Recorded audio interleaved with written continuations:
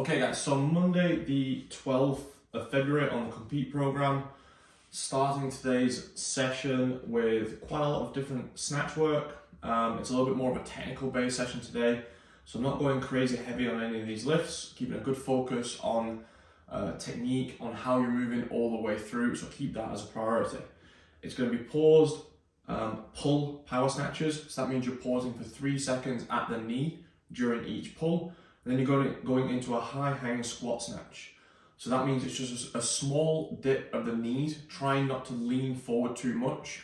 So it's kind of a dip down, very similar to like a jerk dip. And then from that position, exploding up, jumping up as high as you can, getting that pull on the bar and dropping down under the bar quickly. After those sets, you're going to continue with just the high hang squat snatch.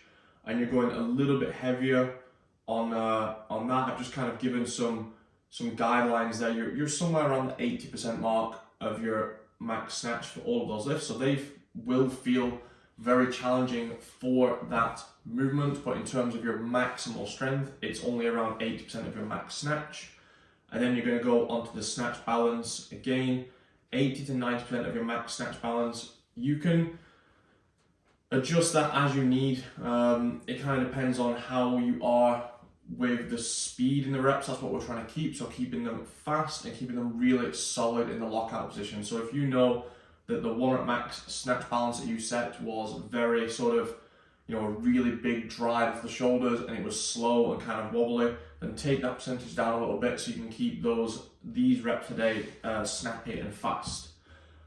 After that, you'll see this kind of a little bit of a new feature, just to help you guys if you want to adjust the training a little bit to make it a bit more personal. You can either go into the lower strength and accessory, or you can go into the gymnastics. So whichever one you want to prioritize, then do that first. As a general rule, you want to be less fatigued going into the things that you want to prioritize. So if you're prioritizing strength, then you have the deficit reverse lunge steps, the Spanish squats, holding the dumbbells in each hand, which I think is a really great movement that we've added in for leg strength. And then you have the different bits of accessory for lower body after that. And then the gymnastics today, you have max distance handstand walk and bar muscle ups, 3 minutes for each of those, and you're choosing whichever one you are worse at, you're going to do first, so we get some better quality, less fatigued reps of that movement you need to get better at. So you'll do handstand walk or bar muscle ups, you'll rest, and then you'll do bar muscle ups or handstand walk, you'll rest, and you finish with burpee box jumps.